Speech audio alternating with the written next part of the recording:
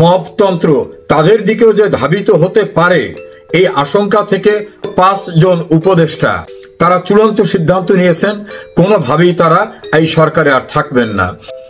তারা নিজস্বভাবে বৈঠক করে প্রথমে 2 জন বৈঠক করেছেন, পরবর্তীতে অপর 2 জন, তার সঙ্গে 1 জন, 5 জন উপদেষ্টা।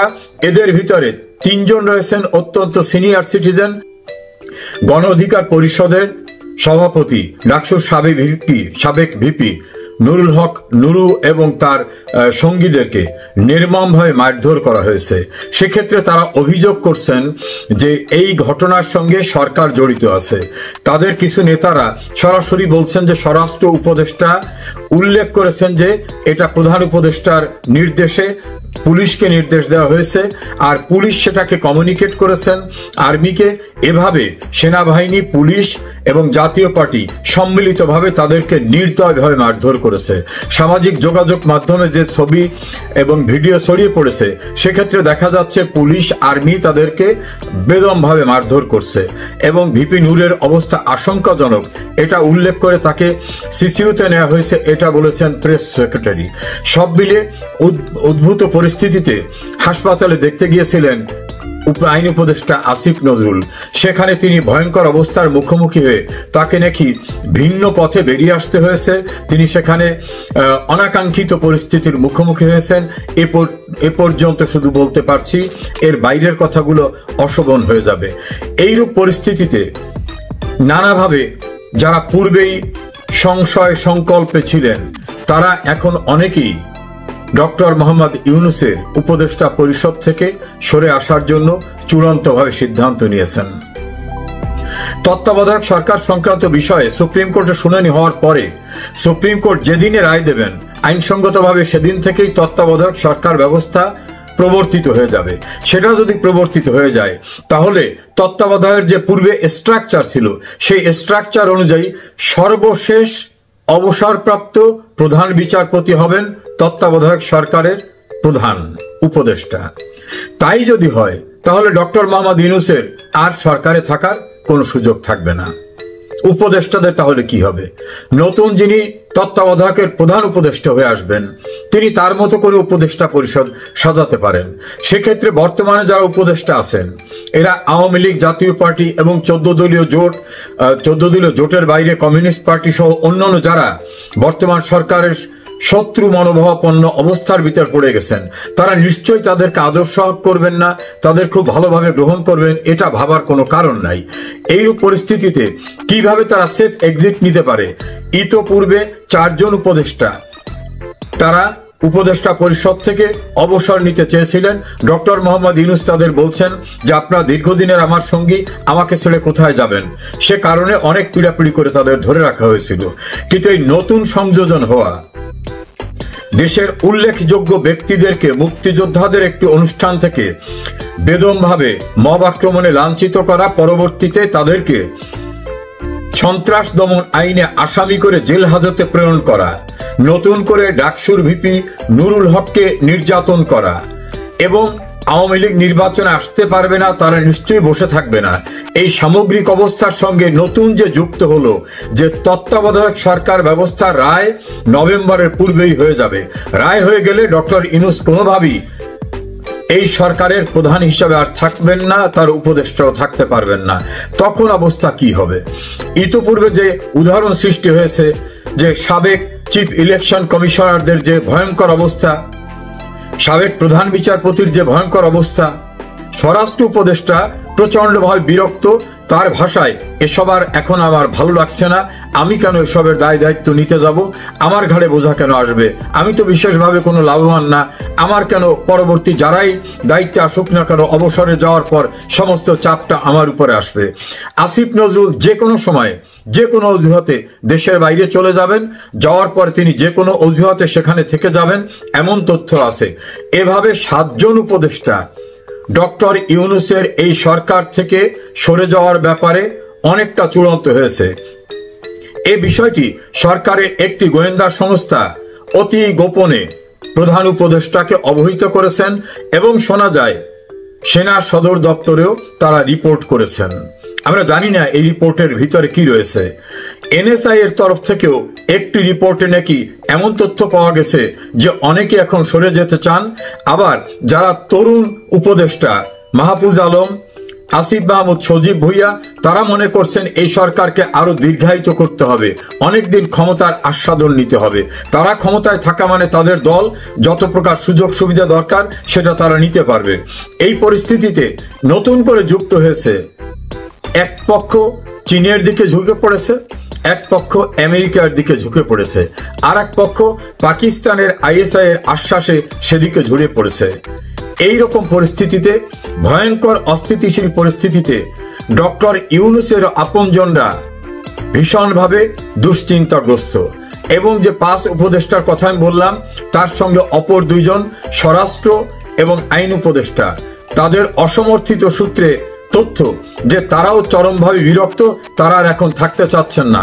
কারণ ইউনূসের সরকারের সবচেয়ে প্রিয়ভাজন হিসাবে যিনি পরিচিত ছিলেন ছাত্রদের, ডক্টর আসিফ নজরুল, ডক্টর আসিফ নজরুলকে তাকে ভণ্ড হিসাবে উল্লেখ করা হচ্ছে।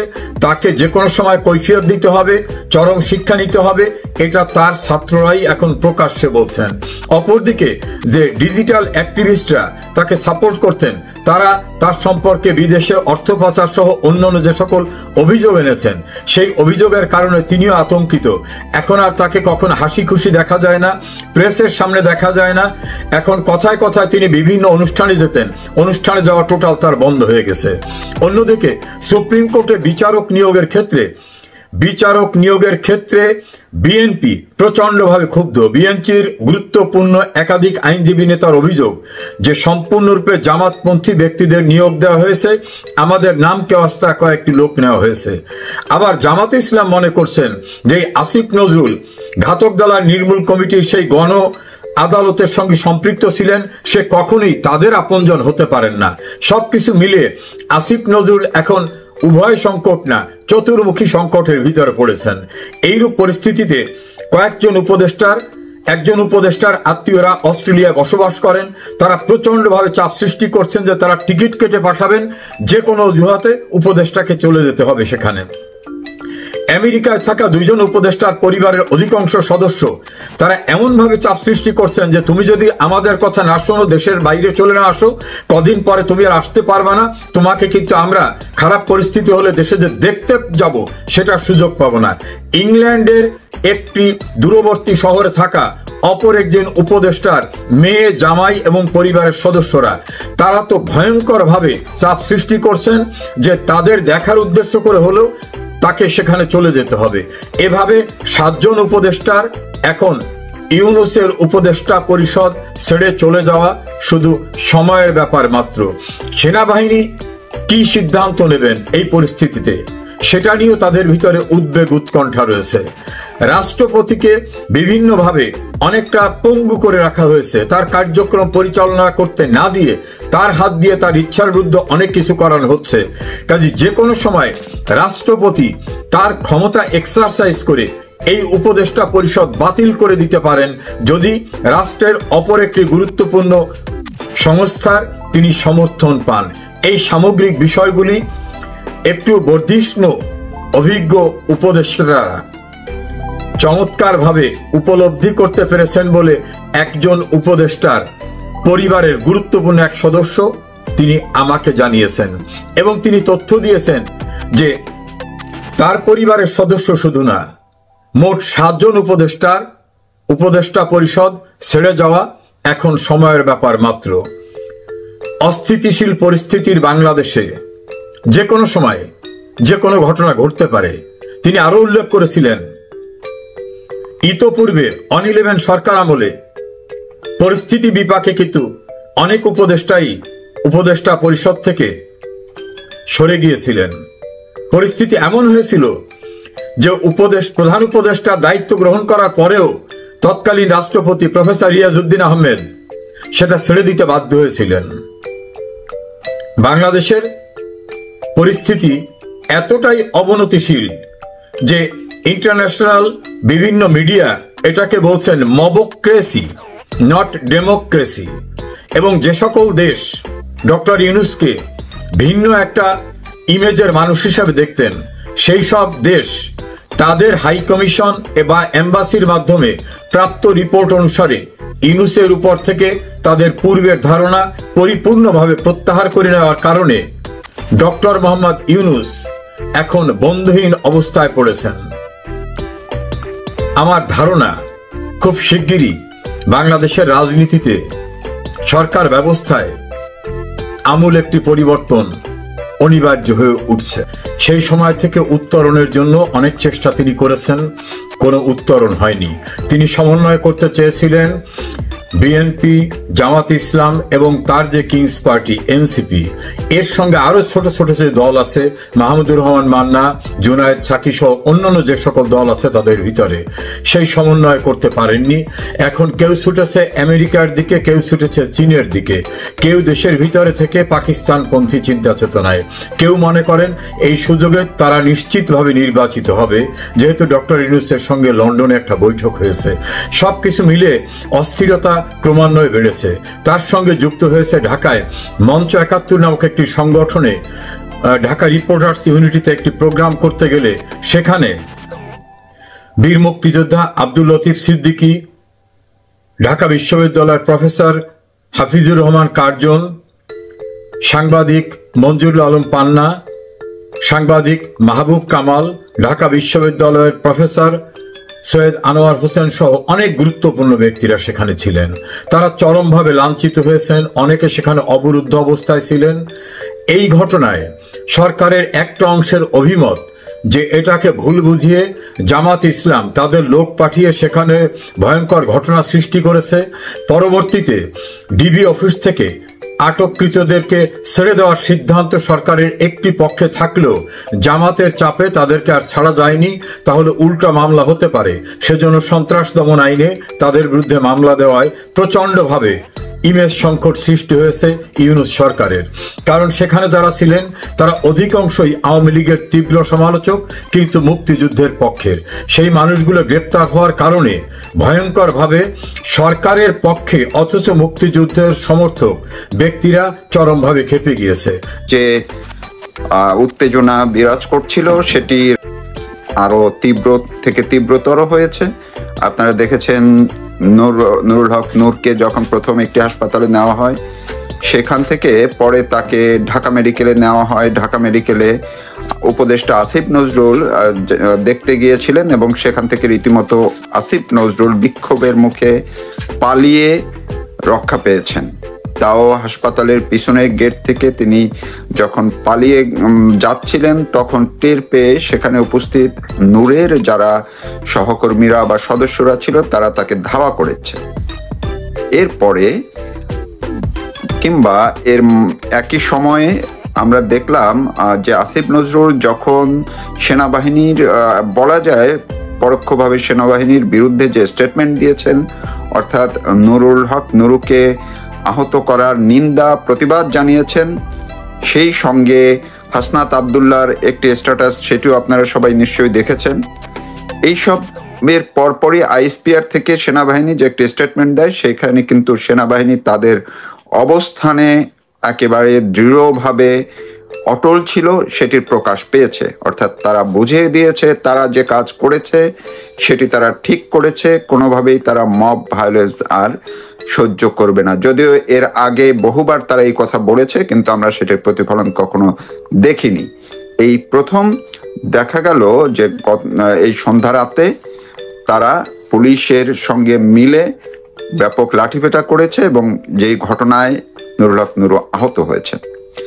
আইএসপিআর যে বিষয়টি বলেছে, তারা সরকারেরও বরাত দিয়েছে যে সরকার চায় কোনোভাবে মব ভায়োলেন্স, সরকারে যেমন চায় না সেনাবাহিনীও চায় না, সুতরাং সেনাবাহিনী এগুলো মোকাবেলা করবে, সেই কথাটি তারা পরিষ্কারভাবে বুঝিয়েছে। কিন্তু এর পরেও গভীর রাতে যখন উত্তেজনা বাড়তে থাকে এবং বৈষম্য বিরোধী ছাত্র আন্দোলন নামে একটি সংগঠন এবং আরো অনেকেই তাদের সামাজিক যোগাযোগ মাধ্যমে পরিষ্কারভাবে জানিয়ে দিয়েছে বা আলটিমেটাম দিয়েছে ২৪ ঘন্টার মধ্যে সেনা প্রধান এবং স্বরাষ্ট্র উপদেষ্টাকে পদত্যাগ করতে হবে, নয়তো পুরো অন্তর্বর্তীকালীন সরকারের বিরুদ্ধেই তারা আন্দোলনে নামবে। এই যে ২৪ ঘন্টার আলটিমেটাম দিয়েছে এবং সেনা প্রধানকে ও স্বরাষ্ট্র উপদেষ্টাকে পদত্যাগের, এরপর থেকেই সেনাবাহিনী রাতভর আরো ব্যাপকভাবে নড়াচড়া শুরু করেছে বলে খবর পেয়েছি। বলতে গেলে যেই সূত্রগুলোর সঙ্গে কথা বলেছি তারা জানিয়েছে সেনাবাহিনী মধ্যরাতে শুধু ঢাকাই না, দেশের বিভিন্ন জায়গায় ক্যান্টনমেন্টে, এমনকি সেনাবাহিনীর যারা মাঠ পর্যায়ে আছে সবাইকে সতর্ক থাকার নির্দেশ দিয়েছে এবং যে কোনো সময় যে কোনো পরিস্থিতি যাতে মোকাবেলা করা যায়, যে কোনো মূল্যে পরিস্থিতি যাতে মোকাবেলা করা যায় এই জন্য সতর্ক থাকতে, বিশেষ করে সকাল থেকে যাতে ঢাকা কিংবা অন্যান্য জায়গায় নূরের অনুসারী কিংবা তাকে সমর্থনকারী যারা এনসিপি অথবা যারাই হোক কোনো ধরনের মুভমেন্টের চেষ্টা করলে, কোনো আন্দোলন রাজপথে দখল নেয়ার চেষ্টা করলে সেগুলো সেনাবাহিনী প্রতিহত করবে। এই বিষয়টি মেসেজ আকারে সব জায়গায় তারা পাঠিয়েছে। এখন দেখার বিষয় সেনাবাহিনী যদি আন্দোলনকারী এবং সেনাবাহিনীর মুখোমুখি অবস্থান তৈরি হয় সেই পরিস্থিতিটি কোন দিকে যায়। আর সেনাবাহিনী রাতভর যে প্রস্তুতি নিয়েছে এবং সারা দেশে তাদের সবাইকে প্রস্তুত থাকতে বলা হয়েছে, সেই প্রস্তুতিটা কোন পর্যায়ের, কি রকমের প্রস্তুতি হয় সেটি নিয়েও কিন্তু একটি কৌতূহল তীব্রভাবেই দেখা দিয়েছে। পরিস্থিতি আসলে কোন দিকে হয়, সেনাবাহিনী কিভাবে পরিস্থিতি ট্যাকেল করে, আন্দোলনকারী যারা তারা কিভাবে ট্যাকেল করে, আর অবশ্যই সরকারের উপরে সবার নজর থাকবে, দেশ এবং দেশের বাইরে। কারণ এই সরকারের গুরুত্বপূর্ণ যে উপদেষ্টা আসিফ নজরুল, তিনি নিজে স্ট্যাটাস দিয়ে নিন্দা জানিয়েছেন, প্রতিবাদ জানিয়েছেন। কাদেরকে প্রতিবাদ জানিয়েছেন? তিনি সরকারের একজন উপদেষ্টা হয়ে, সরকারের অংশ হয়ে তিনি প্রতিবাদ জানিয়েছেন, নিন্দা জানিয়েছেন, কিন্তু সেনাবাহিনী বলেছে তারা যে কাজ করেছে সেটি সরকারের নির্দেশেই করেছে। সুতরাং